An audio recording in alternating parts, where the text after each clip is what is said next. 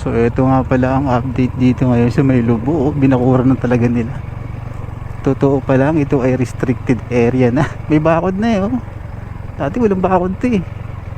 Ngayon dahil sa mga resort doon sa unahan, siguro mga buha ka ng inang mga buha ka ng inang may-ari ng resort doon. Gusto nila ipasara talaga to para yung mga tao syempre pupunta doon. Diba? Ugaling Pinoy, tatak Pinoy talaga. Sasama ng ugali eh, no? Samantalang dati dito pwede pumunta. Ngayon wala makapuntang mga mga tao na maliligo lang. Sinarahan eh. Ugaling Pinoy talaga. Ewan ko sa inyo.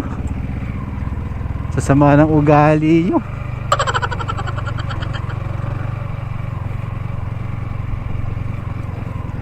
Ano? Kaya pa? Ano? Lilipad ka na ba? Uy, lilipad ka na? May dadaan talaga. Nakakahiya kay kuya talaga. Baka sabihin naman ng kuya, naka big bike ka nga, ganyan ka naman. Aray ko!